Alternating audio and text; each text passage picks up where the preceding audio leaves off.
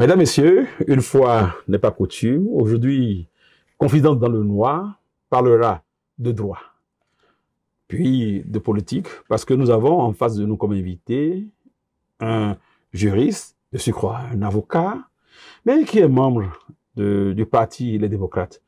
Je veux parler de Maître Renaud Agbojo, avec qui nous allons évoquer un thème un peu compliqué pour nous les novices qui ne sommes pas au fait de la science du droit.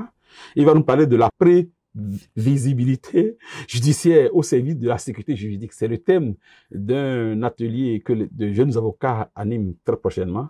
Et des questions que nous allons lui poser vont nous permettre de situer nos compatriotes sur la quintessence de ces thèmes. Aussi, comme je disais tantôt, nous avons affaire à une personnalité politique. Nous allons profiter pour évoquer l'actualité en cours actuellement et le code de nombre qui est en révision à l'Assemblée nationale, l'éventualité de la rencontre Boni-Yayi-Patrice Talon et bien d'autres sujets, sans oublier la chefferie traditionnelle, la loi a été promulguée et quels sont les effets. Mesdames, Messieurs, vous avez bien fait de nous choisir et à mon invité, bonjour Maître Agbojo, merci d'accepter notre invitation. Bonjour Monsieur Takou, c'est toujours un plaisir d'être sur vos plateaux. D'entrée de jeu, je vais vous demander point par point, pour nous les novices, que vous nous donnez plus de clarification sur le thème de l'atelier que vous allez commencer le samedi 22 au 26 avril prochain. Le thème, la prévisibilité judiciaire au service de la sécurité juridique. Ça requiert quoi, ce gros thème-là? Merci pour votre invitation. Merci. Je salue vos téléspectateurs. Je salue tous vos fidèles internautes.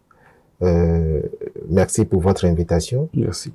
J'ai été agréablement surpris de cette invitation-là pour parler de l'événement à venir de l'Union des jeunes avocats du Bénin. En effet, il s'agit des festivités commémoratives du 35e anniversaire d'existence de l'Union des jeunes avocats du Bénin.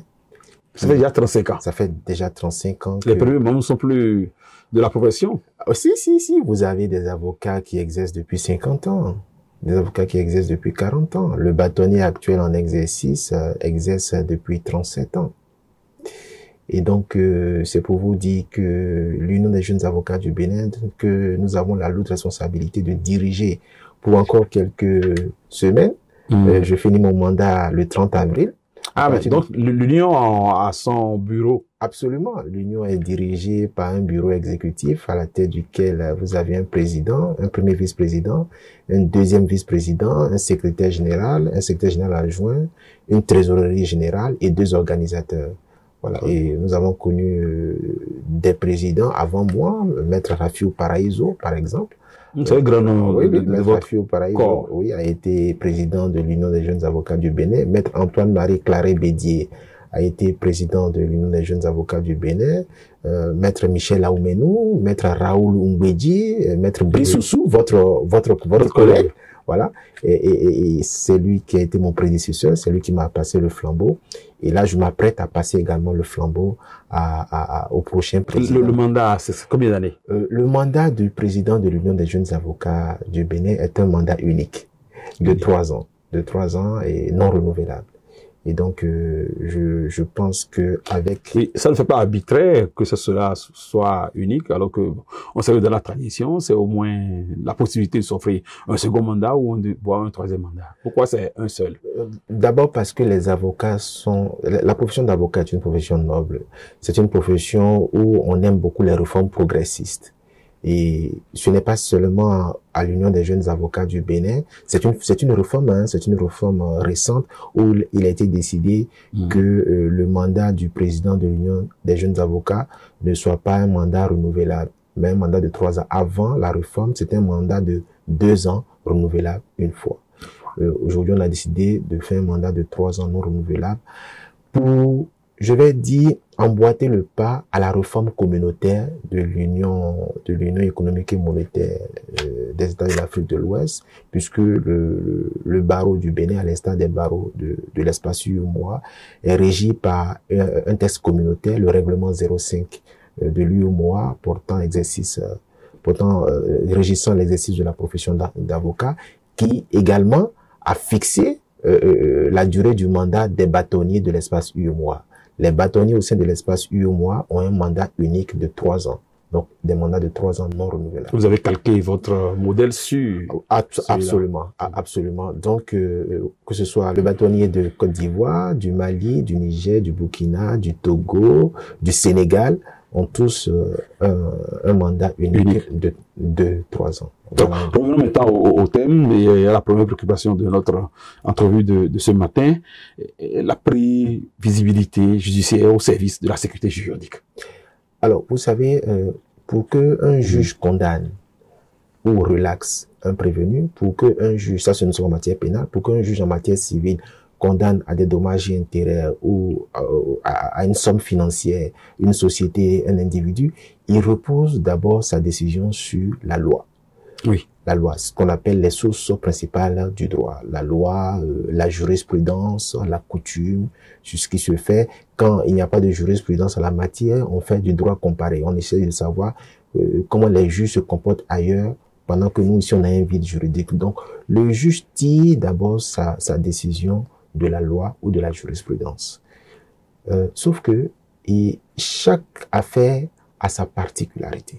Chaque dossier a sa particularité qui fait que vous allez voir, une décision est souvent différente d'une autre. Même si sur un sujet donné, un sujet de droit donné, il y a des principes cardinaux, il y a des décisions qui ont des allures similaires, qui se rejoignent sur le fond. Vous voyez, par exemple, je parle de l'article 1381 qui dit que tout fait de l'homme qui cause dommage à autrui oblige celui par la faute duquel il est arrivé à réparer le préjudice qu'il a commis. C'est-à-dire quoi? Un exemple banal. Vous êtes dans votre voiture, vous arrivez chez vous à la maison, l'enfant du voisin est en train de jouer au foot et une négligence fait que le ballon vient frapper la pare-brise de votre véhicule et le véhicule, qu'on appelle ça... est endommagé. Est endommagé. Qui est responsable? Est-ce l'enfant ou est-ce le père? A priori, c'est l'enfant. Où est-ce la balle? Où est-ce la balle? Merci pour votre lucidité. Est-ce la balle? Est-ce l'enfant? La balle n'a pas de personnalité juridique. L'enfant a une personnalité juridique. Mais est-ce que l'enfant est capable? L'enfant n'est pas capable de discerner. Donc, il n'est pas capable de discerner. Donc, c'est celui qui assure l'autorité parentale, celui qui doit en principe répondre. Le père ou la mère, selon celui qui exerce l'autorité parentale. A priori, si on va devant la justice, on peut penser que le père sera responsable. Mais ça, c'est une décision prévisible, ça. On peut dire que c'est dans le commun, dans l'imaginaire ou dans l'opinion, on peut s'attendre à... Sur le vif, on peut dire, oui, voici la prévisibilité d'une décision qu'on peut déjà penser qu'à 70, 80% de chances, le père sera condamné. Mais il peut arriver que au moment d'introduire le procès, l'avocat ou le père qui commet un huissier, l'huissier va saisir le mauvais tribunal. Au lieu de saisir le tribunal... Oui, quand vous dites saisir le mauvais tribunal, dans cette anecdote-là, quel tribunal pourrait saisir pour qu'on parle de mauvais tribunal saisi? Oui, justement, pour les tribunaux ne sont pas compétents pour connaître toutes les affaires. Il y a la compétence territoriale, il y a la compétence matérielle. Dans votre cas que je viens de citer, pour savoir le tribunal qui est compétent, si vous devez saisir un tribunal, vous devez saisir le tribunal du lieu où réside le père de l'enfant. Mais si vous allez saisir un tribunal sur lequel ne réside pas le père de votre enfant, le père de l'enfant qui est en cause, le tribunal va se déclarer territorialement incompétent. Cela ne stoppe pas l'affaire, non? Oui, l'affaire ce n'est pas fini. Vous pouvez revenir saisir le tribunal du lieu où réside le père de l'enfant. Mais là encore, si vous saisissez le tribunal territorialement compétent, si vous saisissez le mauvais juge, parce qu'au lieu de saisir le juge civil, vous allez saisir le juge commercial. Le juge commercial peut se déclarer incompétent. Si au lieu de saisir, si même vous saisissez le juge civil, vous le saisissez en référé, une procédure urgente, alors que l'on sait très bien que les pouvoirs du juge des référés sont des pouvoirs qui sont limités. Le juge des référés ne peut rendre que des décisions évidentes, des décisions qui ne portent pas en torse au principal, c'est le juge de l'absence de contestation sérieuse. Donc, en ce moment, le juge va se dire, je suis incompétent parce que ce que vous me demandez là, il y a une contestation sérieuse. Allez devant le juge du fond. Donc, vous voyez, bien que sur le principe, à première impression, à chaud, vous avez raison, cela ne veut pas dire que vous allez gagner forcément votre procès. Mais à supposer que vous ayez saisi le bon juge, vous ayez saisi le juge matériellement compétent, le juge territorialement compétent, vous êtes devant le juge civil, vous avez produit toutes les pièces, et on va dire même que le père de l'enfant reconnaît que c'est lui qui assure l'autorité parentale. Et à la fin, le juge vous déboute. Vous réclamez par exemple 1 million parce que vous avez amené le véhicule à l'assurance a fait un devis, tout, le garagiste a travaillé. Vous introduisez votre facture, vous demandez au juge de condamner le père de l'enfant et le juge rejette votre demande de condamnation. Est-ce qu'il n'y aura... Ça poserait un problème. Oui. Donc, est-ce que cette décision-là n'est pas de nature à être qualifiée d'une décision imprévisible? Oui.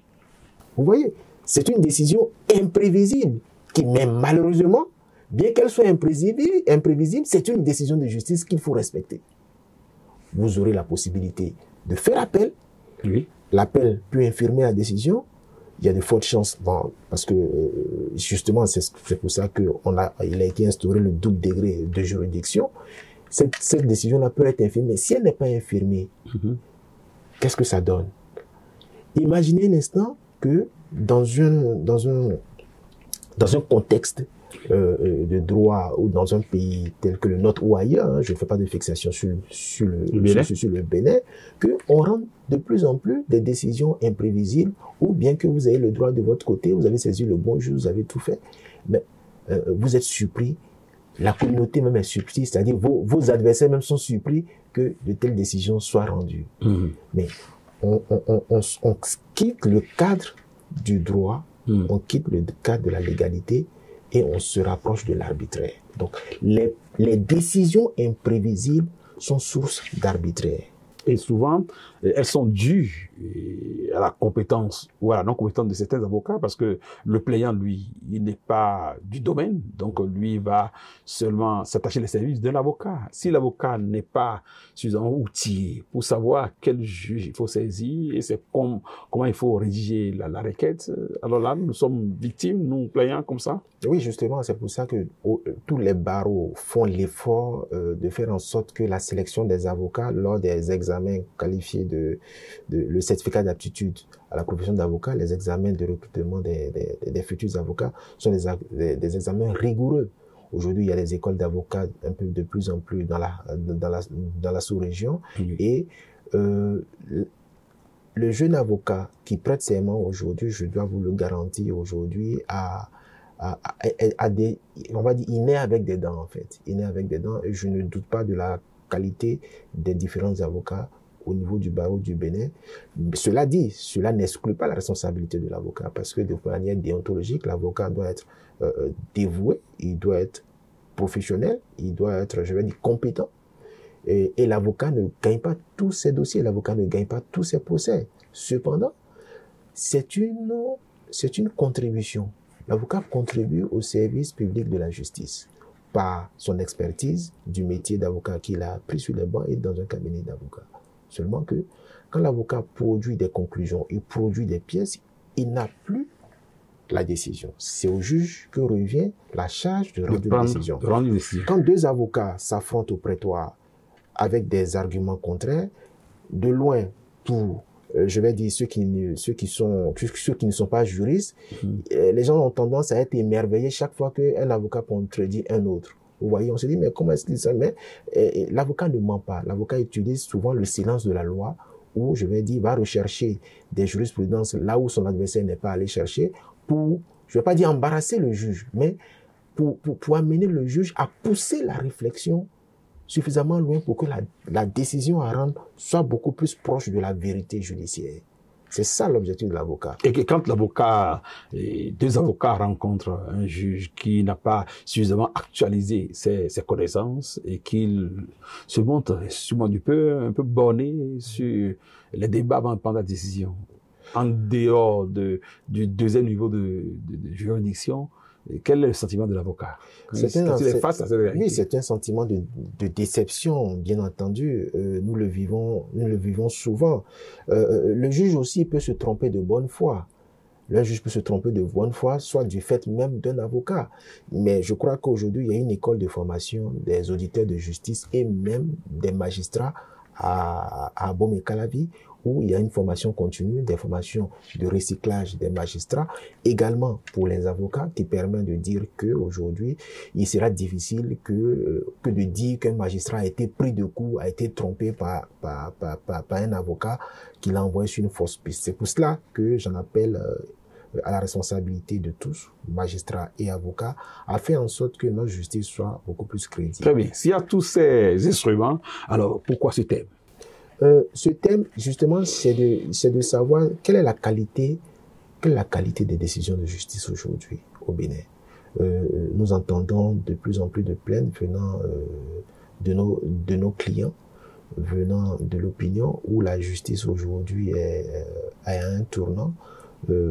C'est pas que la criette, hein. Il y a aussi la justice de droit commun, la justice de droit commun. Il y a aussi il y a le tribunal de commerce, c'est-à-dire aujourd'hui, et quelle est la situation des rapports entre les acteurs de la justice, entre avocats et magistrats? Est-ce qu'aujourd'hui, on peut dire aujourd'hui que le barreau et le Conseil supérieur de la magistrature, l'Union nationale des magistrats du Bénin ont créé un cadre permanent de concertation, ont créé un cadre où on discute de ce qui doit être préservé, même lorsque on peut ne pas s'entendre, lorsqu'il arrive des moments où il y a des chocs, il y a des chocs de contradiction, il y a des chocs, comment on appelle ça, il y a des divergences d'opinion sur des sujets qui sont d'une certaine sensibilité et qui engagent le destin de la nation. Donc, je pense qu'on n'a pas ce mécanisme-là encore au Bénin. Il n'y a pas ce mécanisme où il existe un cadre permanent de dialogue. Il y en a où, par exemple, dans quel pays et comment cela fonctionne? Moi, vous savez, je ne suis pas de nature à faire du copier-coller, ou je ne suis pas de nature à faire du mimétisme pour du mimétisme. Je pars du principe de ce que nous constatons et du génie que l'intellectuel doit pouvoir avoir pour pallier à un certain nombre de desiderata. Parce que j'estime que la justice, le pouvoir judiciaire doit rester indépendant du pouvoir politique, que ce soit du pouvoir législatif, que du pouvoir exécutif. Et je le dis, ça a toujours été mon leitmotiv. Même si en temps nous avons évolué, nous avons adopté une autre casquette, j'ai toujours pensé que si vous avez une justice forte, il y a un minimum sur lequel on ne pourra pas sauter un certain nombre de verrous. Le verrou de l'indépendance du magistrat, le verrou de la qualité de l'avocat, de la loyauté de l'avocat. Parce que pour que le magistrat soit indépendant, il faut que les avocats soient loyaux envers eux-mêmes et envers le droit. C'est-à-dire et maîtrisent leur science. C'est-à-dire l'avocat, ce n'est pas celui qui, au gré des intérêts du client, va tromper le juge. Le rôle de l'avocat, ce n'est pas de tromper le juge. C'est de le convaincre. C'est de le convaincre sur la base de la vérité judiciaire.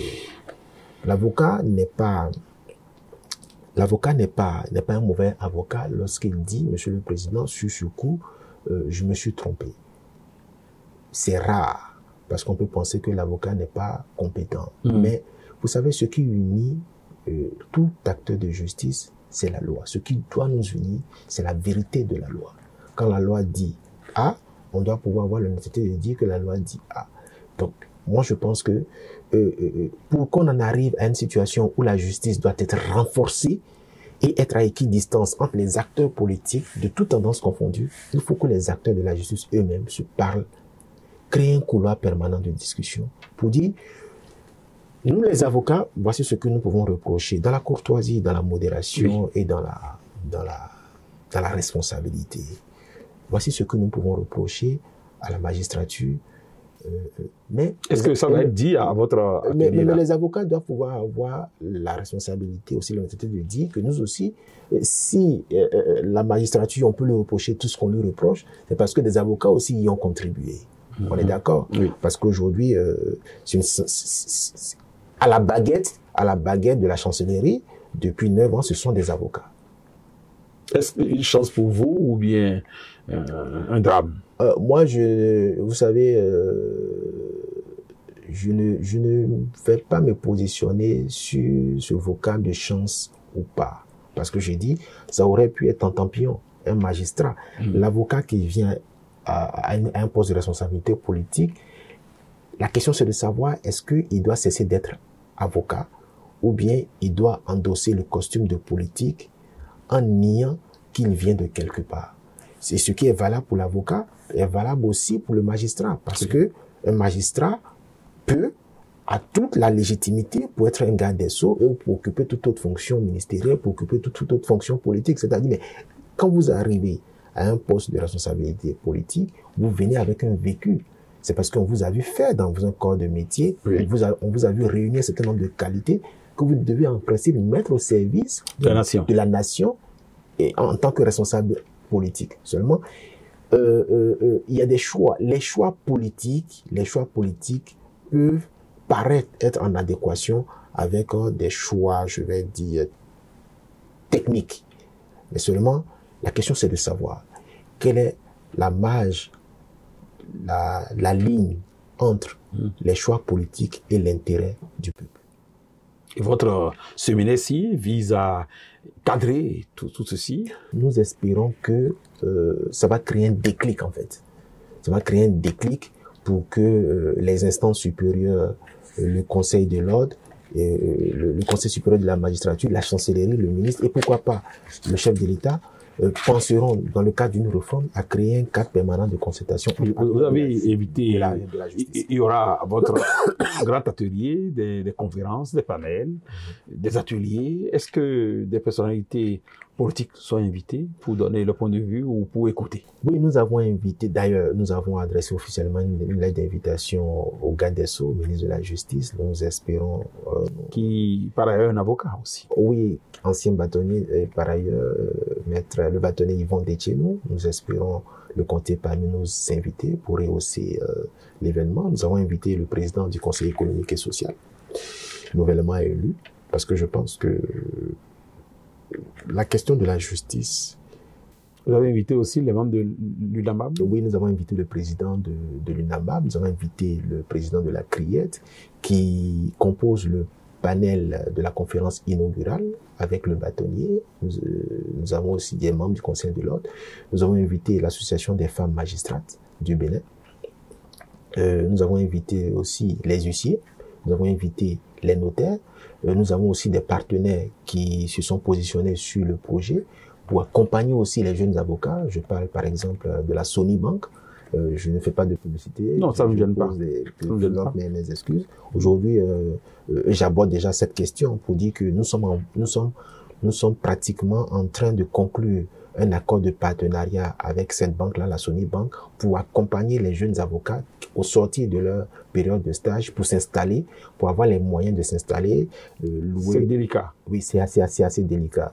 Mais on le fait sous l'autorité du Conseil de l'ordre et du bâtonnier qui vont viser évidemment tout le processus. Oui. Est-ce qu'il y a une place réservée aux observateurs, à nous autres novices, pour ne pas dire journalistes, qui souhaiterions quand même profiter de ce grand atelier pour apprendre? Absolument. Vous êtes nos premiers invités parce que notre objectif... Non, pas invité, pour couvrir simplement. Oui. Participer. Oui, bien sûr, parce que il faut bien que vous soyez là pour pouvoir être témoin de ce qui sera dit, parce que vous êtes le quatrième pouvoir. La presse est... On nous flatte, nous, dans cette place. Oh, ce n'est pas de vous flatter, puisque la presse a toujours été le moyen principal par lequel les hommes politiques accèdent au pouvoir. La presse fait, la presse défait. Et donc, on ne joue pas avec la presse. Et la presse je vais sauter sur et cette chance que vous nous donnez et ces qualificatifs positifs à notre endroit pour vous poser une question très particulière. Actuellement, l'Assemblée est en pleine révision du Code sur le numérique. Bien de nos confrères journalistes, je veux même citer mon cas, sommes jugés comme des criminels quand nous écrivons dans un journal tabloïd à l'origine, utilisant aussi nos sites comme des vulgaires criminels qui peut-être avons créé dans le harcèlement, avons créé une détresse au niveau d'une émotionnelle. Alors bien que nous soyons détenteurs de presse, nous sommes jugés à la criette comme de vulgaires criminels. Est-ce que cela ne doit pas pousser l'Assemblée, vous qui êtes du métier du droit, à revoir cela un peu? Parce que nous, notre métier, c'est le journalisme. Est-ce qu'il faut nous traiter comme ça, devant la criette? Sans parti pris, je dirais tout simplement que il faut regarder un peu la pratique dans les nations qui assument la démocratie. Le Bénin assume être un État démocratique où il y a la liberté d'opinion. Le chef de l'État utilise souvent un mot que j'aime bien. L'on doit avoir le droit de tout faire, mais l'on doit être responsable de ses actes. Oui, je pense qu'il a dit plus d'une fois. J'ai beaucoup aimé l'expression. Ben, je veux dire par là que il faut, dans la répression, il faut tenir compte d'un certain nombre d'instruments qui garantissent le minimum de droits. Et cela, le Bénin ne peut pas réinventer la roue. Oui. Lors du dernier examen périodique universel aux Nations Unies, justement, la critique a été portée sur la qualité de notre code du numérique par des États insoupçonnés. La Belgique, la Roumanie, le Pakistan, des États... Pakistan aussi, qui ont fait des recommandations. Au Bénin en demandant au Bénin de prendre l'engagement de réviser un certain nombre de dispositions qui répriment les délits d'opinion, la liberté d'expression, notamment l'article portant répression du harcèlement par voie de communication électronique. Et fort heureusement, et ça je salue cette décision du gouvernement béninois, la décision de prendre l'engagement de modifier son arsenal juridique de répression du harcèlement par voie de communication électronique. Donc, en principe, je pense que dans la droite ligne de cet engagement-là, si le code du numérique doit être révisé conformément à l'engagement pris devant les Nations Unies au dernier examen périodique universel, c'est d'arriver à l'abrogation du délit d'harcèlement par voie de communication électronique, ou à tout le moins, je vais dire, l'abrogation de la peine d'emprisonnement ou l'abrogation de la garde à vue. On est d'accord?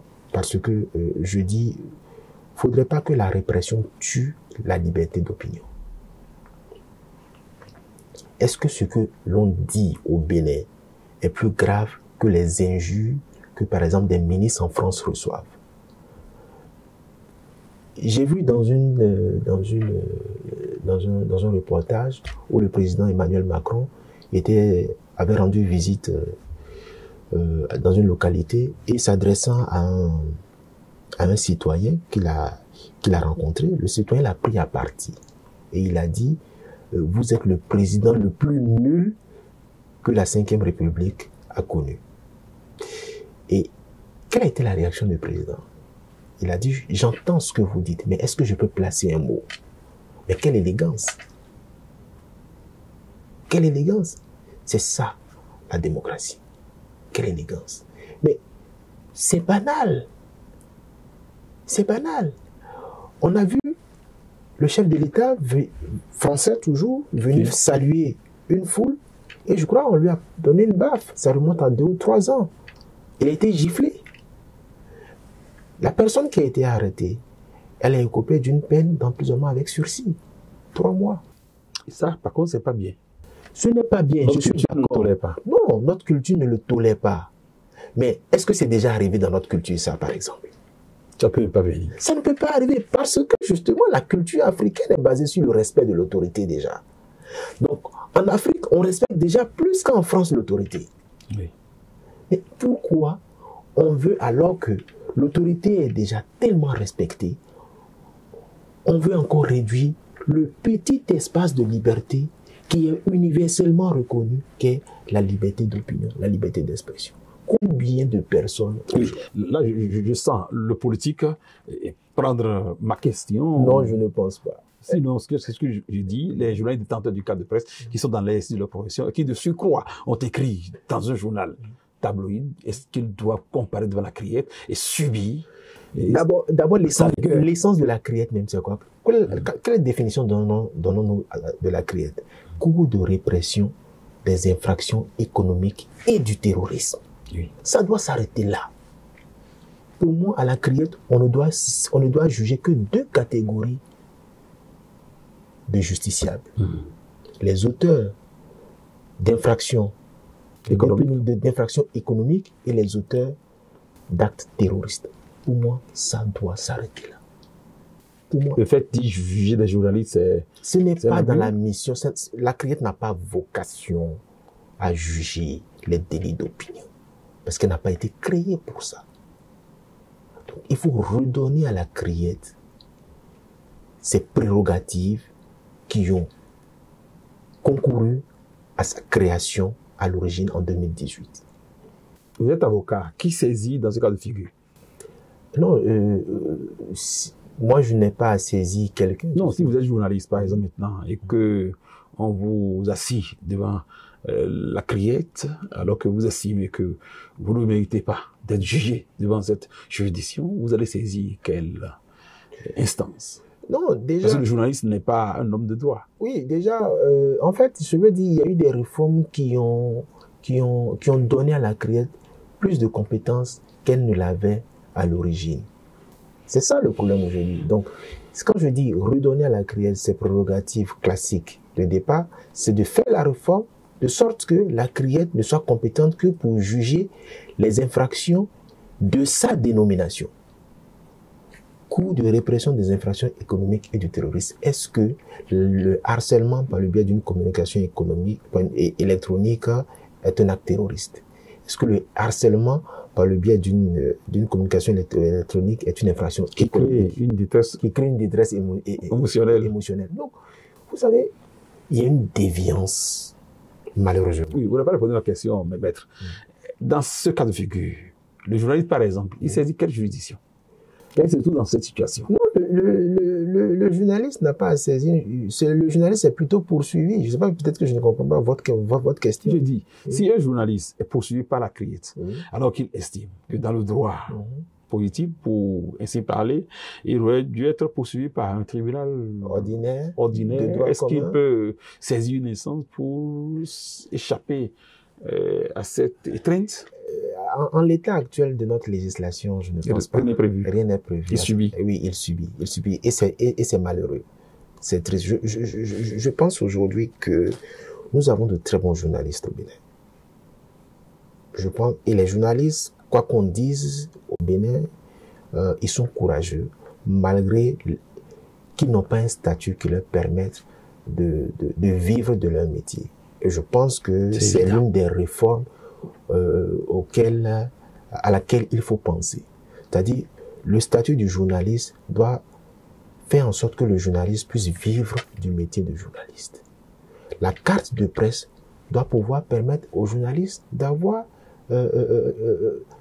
pourquoi pas, des médicaments à la pharmacie subventionnés. Mais nous n'allons pas, et je ne vais pas trop tirer le drap du côté de la presse dont je fais partie. Vous êtes l'avocat de Mme Rekia Madougou. Vous avez fait du mieux que vous avez pu pour voir votre client en liberté. Ça n'a pas été le cas. Est-ce que j'aimerais savoir, le politique que vous êtes membre du parti de l'opposition, est-ce que vous n'avez pas une suggestion dans ce sens pour voir un règlement politique au dossier que vous avez défendu sur le terrain judiciaire ou juridique? Le jour où Mme Rekia Madougou a arrêté illégalement sur le pont de Porto-Novo. Les jours qui ont suivi mes premières interventions, ma ligne de défense n'a pas varié. Et elle est restée intacte à ce jour. J'ai toujours dit que l'arrestation de Mme Rekiat Madougou repose sur une base politique. Et sachant bien que les chances de succès devant la cliente étaient très minces, ce qui a été confirmé d'ailleurs par la décision injuste qui a été rendue, j'ai toujours estimé que c'est une solution politique qui allait contribuer à la libération de notre cliente. Nous n'avons pas été entendus. Le président Boni Yayi a fait une démarche en 2021 et a demandé que le chef de l'État prenne un acte fort en procédant à la libération du professeur Joël Aïva et de Madame la ministre Rekiat Madougou. Cet appel n'a pas été entendu. J'ai entendu le chef de l'État sur une presse internationale. Oui, nous allons revenir sur ça. Mais avant, est-ce que vous estimez que Boni Yayi a eu la posture qu'il fallait pour faire cette requête? Parce que si vous êtes là, irrité un président et que tout de go, comme un petit lapin sorti d'un chapeau, vous lui demandez de vous libérer les membres de votre parti politique ou du moins de l'opposition, est-ce qu'il va accepter? Je crois que cela devrait nécessiter une certaine posture avant d'être légitime à porter cette requête, non? Vous ne voyez pas ça de cette façon? Non, dites-moi la posture que cela devrait revêtir. Bon, le journal que je suis qui opine sur ces genres de questions, je crois que le président Talon, il est un humain, il a un cœur, c'est un père de famille, il est très sensible à la notion famille. Est-ce que le président Yayi Boni et vous-même, l'avocat de Mme Rekiat Madougou, avez utilisé toutes les chances dans ce sens? Moi, je dirais, vous savez, pour moi, rien n'est impossible. J'ai jamais pensé, j'ai jamais été un défaitiste. Je n'ai jamais trouvé le temps long. Certes, je suis dans la position d'une personne en liberté, mais le temps peut paraître long pour Madame la ministre Rekiat Madougou. Parce que ça fait plus de 4 ans qu'elle subit une détention arbitraire, malgré que les Nations Unies... Oui, quand vous, avocat, vous dites détention arbitraire, vous n'êtes pas dans la peau du politique, apparemment. Non, justement, je suis obligé d'avoir cette casquette d'avocat d'abord, parce que c'est ce que j'ai appris. Vous voyez? Donc, on ne peut pas être dans le déni pour le déni. Il faut avoir le courage d'être factuel d'abord. Et le politique prendra le relais. Quand je dis détention arbitraire, ce n'est pas une vue de l'esprit.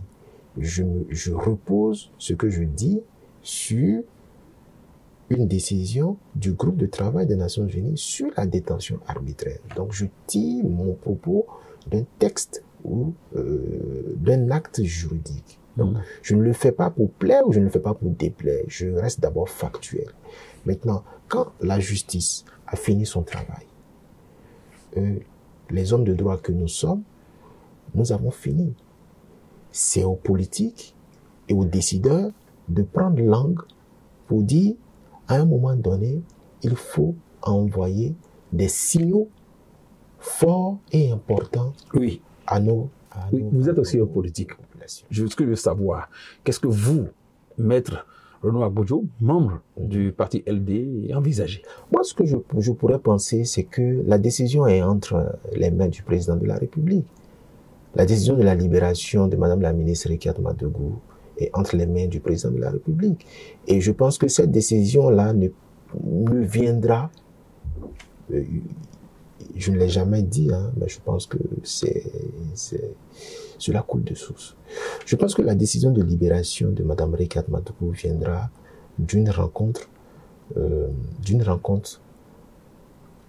entre le président Patrice Talon et le président Boni Yayi. Évidemment, vous pouvez l'évoquer quand je vous ai interrompu, et récemment, au cours d'une interview accordée à nos confrères de Jeune Afrique, du JIA, le président Talon a donné toute sa disponibilité à faire la paix avec le président Boni Yayi, surtout au sujet du candidat qui pourrait succéder à Patrice Talon.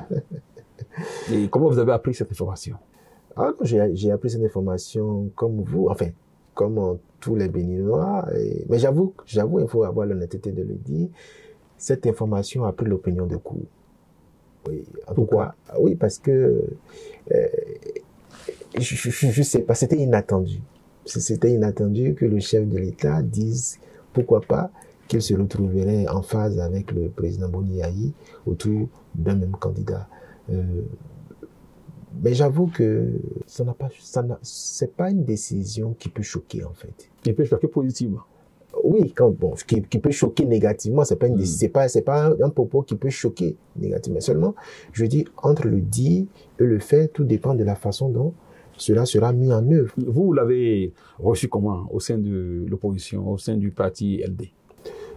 Au sein du parti LD, nous ne l'avons pas encore commenté au sein du bureau politique. Pourquoi? Ça fait 2 mois environ que le président Patrice Talon a prononcé cette... ça fait un peu moins de 2 mois. Oui, disons maximum 1 mois. Je pense que c'est une information qu'il ne faut pas traiter à la légère.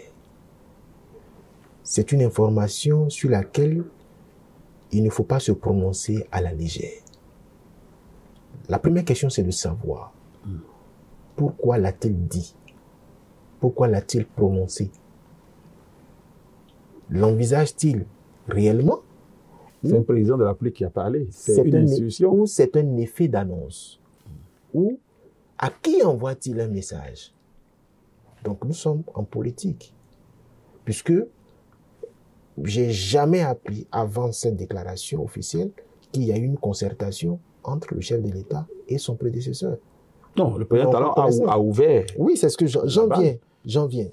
Ça, on appelle une main tendue. Oui, j'en viens. Mais il appartient au président de la République de donner corps à cette déclaration en invitant le président Boni Yayi. Non, vous savez, de la position d'un chef d'État en exercice, quand il se donne l'humilité de prononcer un tel discours, il revient à son vis-à-vis de préparer le terrain pour saisir la main tendue. J'entends ce que vous dites, mais vous savez, le président Boni Yayi n'est pas le président de la République. Il n'est plus le chef de l'État.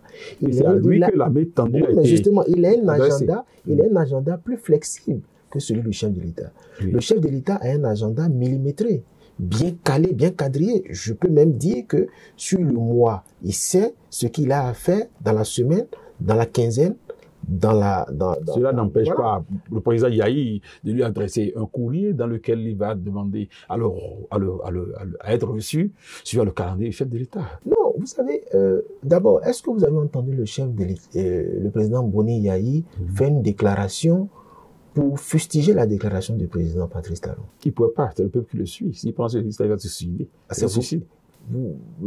C'est vous qui le dites. Car le président Talon, traité de fait, traité de dû, en arrive à faire cette déclaration sur la place publique, devant le monde entier. Et la conséquence directe, c'est que l'opposition, ou le chef de file de l'opposition, saisisse la balle au bon. Oui, mais c'est ce que je dis. Le chef de l'État, nous lui accordons la bonne foi. S'il l'a dit, je suis en mesure de dire qu'il l'a dit. Il l'a dit, non, j'en viens. S'il l'a dit, c'est parce qu'il l'a pensé. Oui. Il l'a pensé. Et le chef de l'État ne fait jamais de déclaration à l'emporte-pièce. Oui. Il ne fait jamais de déclaration s'il n'a pas pensé, mesuré, pesé, sous-pesé. Il ne l'a pas dit devant un média local. Il a dit dans un organe de presse panafricain ou africain, qui a un rang international. Donc ça veut dire le choix des mots a été minutieusement effectué. Donc quand il l'a dit, le président Boni Yayi est un ancien chef d'État.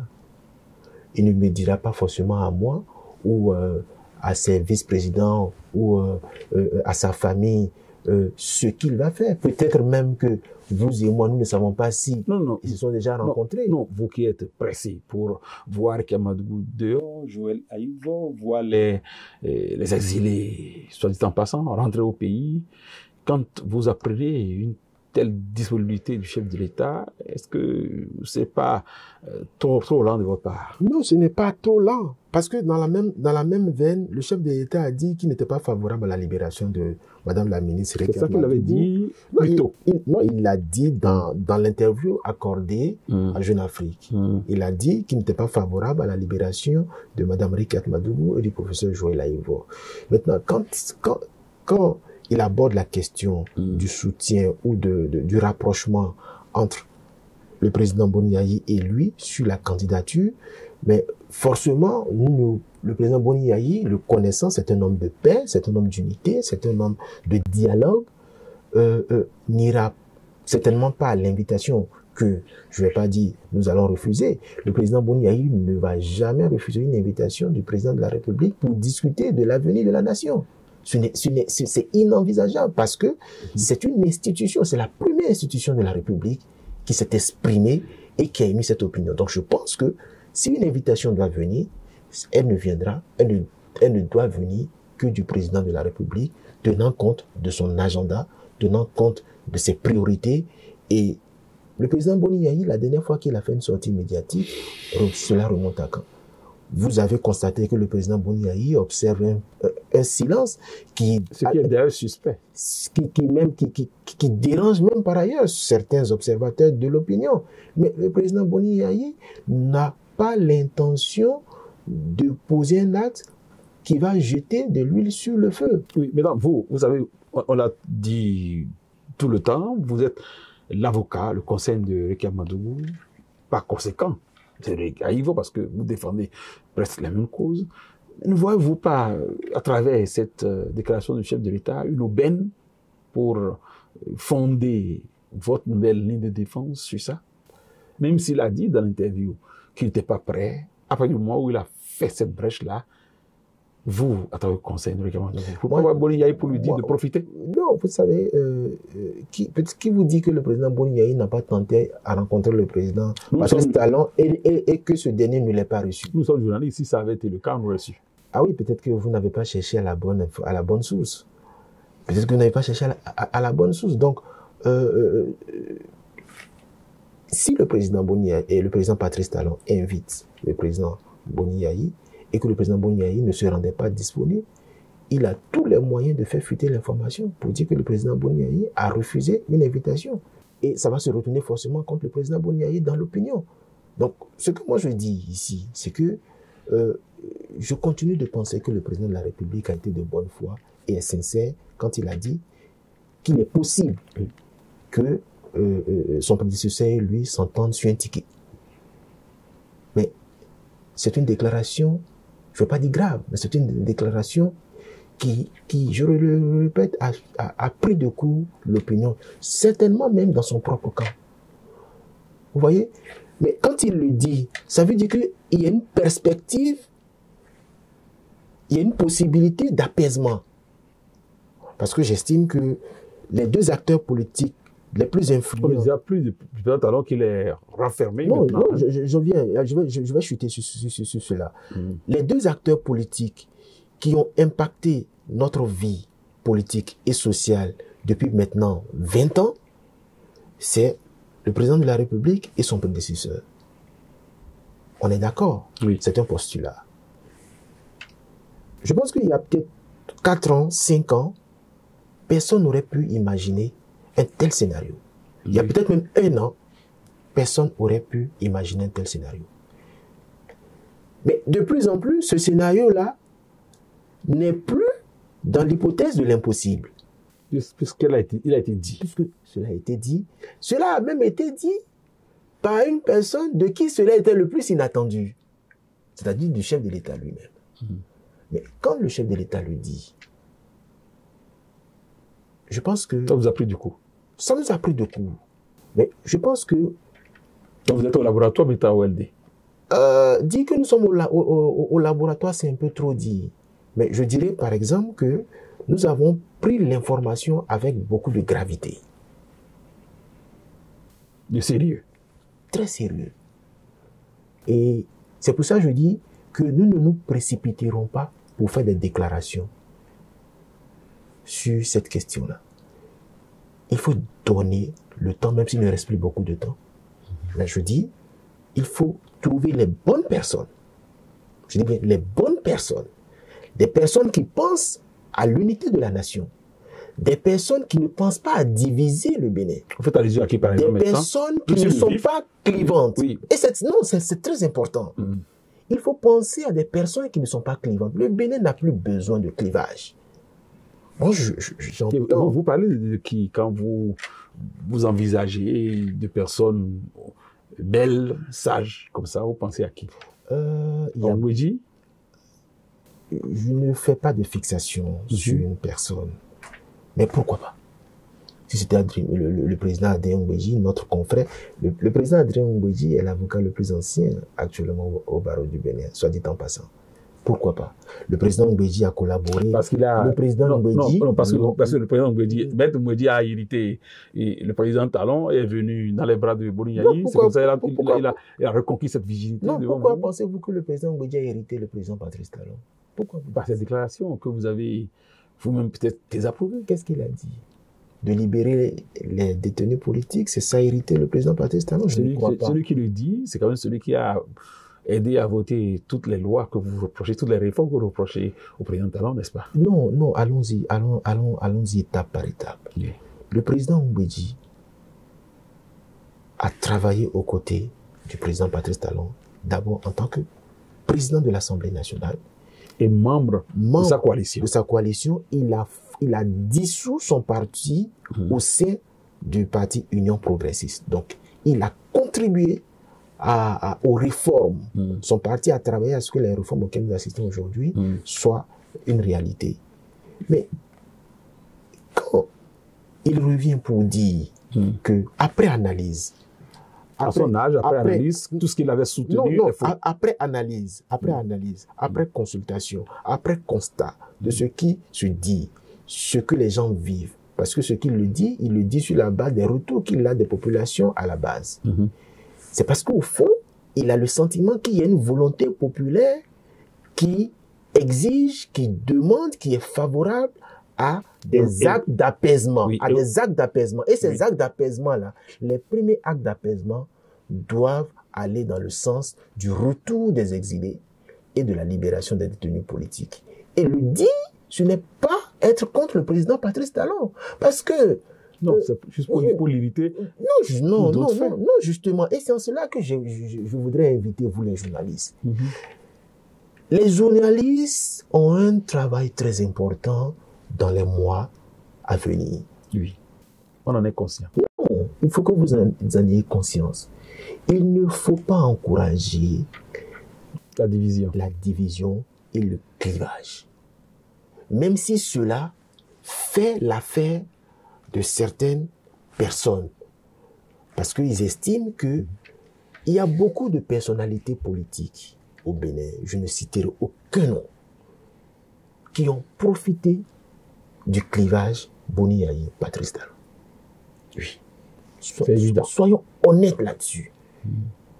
Soyons honnêtes là-dessus. Ils en ont fait un fonds de commerce. Comme le président Ngouedji, probablement. Le président Ngouedji... Parce que après avoir dit ce qu'il ne doit pas dire, il s'est réfugié dans les boubous de Yayi Boni actuellement. Ils sont très amis. Et d'ailleurs, ce qui vous pose, vous, qui êtes du Parti Les Démocrates, à envisager, c'est exprès que j'ai sorti le nom de Ngouedji. Opiner à contrario d'une position n'est pas une manière de s'opposer au président Patrice Talon. Parce que quand le président Patrice Talon lui-même, comme vous l'avez si bien dit, est prédisposé à un rapprochement sur le choix du candidat, mais vous voulez que ce soit encore nous qui disions non, tout de go, sans même prendre le temps de réfléchir à ça, vous voulez qu'on vienne dire non, on balaie cela du revers de la main? Non, c'est pas mon souhait. Non, mais justement, mais quel est l'objectif du Parti Les Démocrates? C'est que Mme Rikat Madougou soit libérée. C'est que le professeur Joël Aïvo soit libéré. Et les autres? C'est que les exilés politiques reviennent. Mais vous pensez que si le président Ngouedji, qui a travaillé étroitement avec le président Patrice Talon, vient dire la même chose que nous, vous voulez qu'on ne l'accueille pas? Vous voulez qu'on lui dise, bon, oui, parce que vous avez contribué, encore que en tant que président de l'Assemblée nationale, quelle est la marge de manœuvre? Vous prenez sa défense. Quelle est la marge de manœuvre? Sans le savoir, vous n'avez pas la défense de Maître Ouekadi. Non. Ce n'est pas... J'assume... De votre confrère. Non, j'assume le propos, parce que ce que je dis, c'est factuel. C'est vérifiable. Est-ce que le président Mbeki, en tant qu'individu député unique, les dispositions du fonctionnement de l'Assemblée nationale, le règlement intérieur de l'Assemblée nationale, lui permettaient d'avoir une voix prépondérante sur le vote des députés? Est-ce qu'il avait la possibilité de mettre un veto sur une procédure urgente ou non urgente qui a été engagée dans le cadre du vote d'une loi ou d'une modification? Il n'avait pas besoin, parce que c'est lui qui a trouvé que le Bénin était sous Briaï, un piédestal dévasté, déboulonné, désossé, et que la vie du président Talon offrait à la nation béninoise une chance de retrouver ses lettres de noblesse. Ce qu'il a dit, qu'il incarne, et s'il avait d'opposition à faire par rapport aux réformes. Il a dit, je ne sais pas, je n'ai plus ma mémoire, me fait un peu défaut. Il l'a dit quand? Est-ce qu'au moment où le président Mbeki avait prononcé cette phrase, Mme Rekiat Madibo était en détention? Est-ce qu'au moment où le président Mbeki prononçait cette phrase, le professeur Joël Aïvo était en détention? Ce qu'il dit en demandant la libération des détenus politiques n'est pas en contradiction, certainement pas, avec le moment, le contexte où il le disait. Il n'a pas demandé de rejeter toutes les réformes. Est-ce qu'on est d'accord qu'il n'a pas demandé de rejeter toutes les réformes? Il dit, pour que le pays respire, il faut libérer les détenus politiques.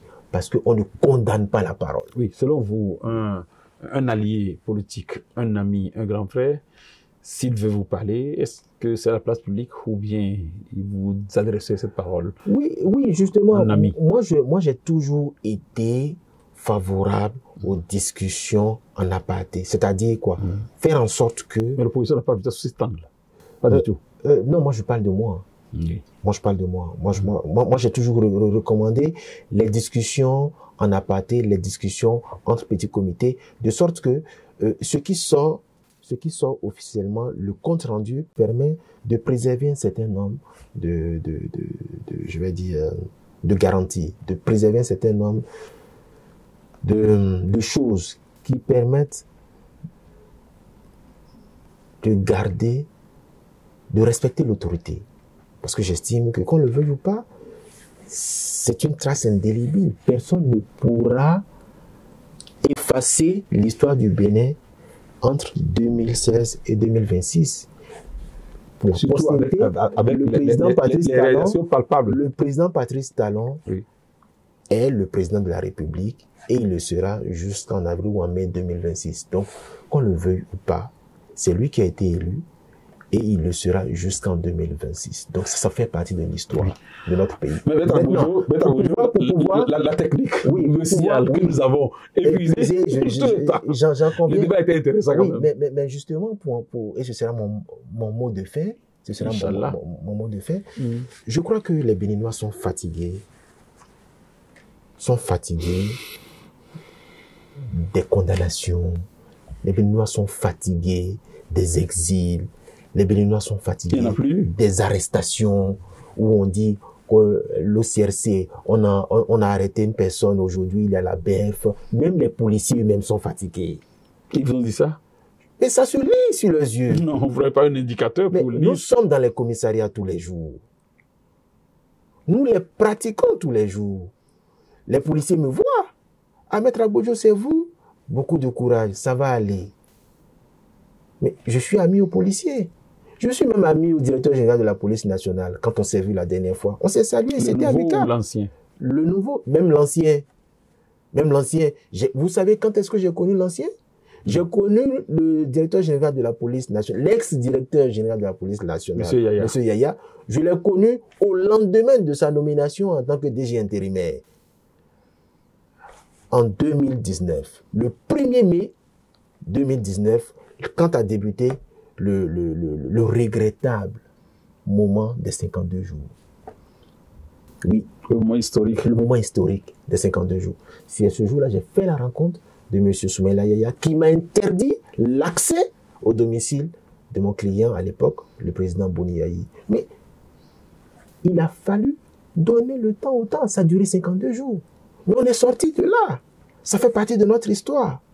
Mais je vous dis aujourd'hui que le président Boni Yayi a oublié cet épisode. Il l'a oublié.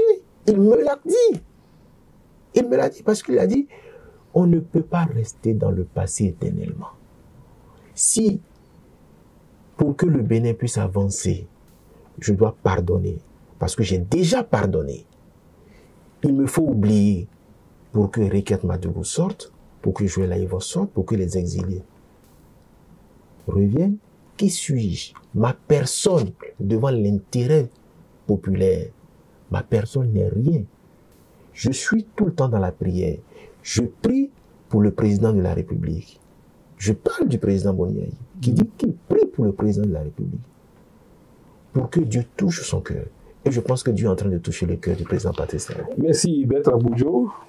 Mesdames, Messieurs, le débat a été plus long, l'entretien a été plus long que prévu. Maître Aboudjo l'a dit, il dit que le président Yayi, c'est vrai, ça m'a arraché un sourire en coin, pris pour le président Talon, pour qu'il réussisse bien son mandat. J'espère bien qu'il est franc, sérieux quand il fait cette prière. Et si elle avait été sérieuse comme prière, Dieu va l'entendre et nous allons aller dans ce sens-là. Et Maître Aboudjo nous a rappelé les circonstances du grand atelier qui sera lancé à partir du 22. Il nous a spécifié un peu la substance. C'est vrai que de l'oreille d'un profane, nous n'avons pas la prétention de dire que nous avons tout compris pour vous restituer tout ce que vous avez suivi avec nous. Et je crois qu'on va s'en tenir à ça et que les prières de Boni Yayi soient réellement et tâche d'huile.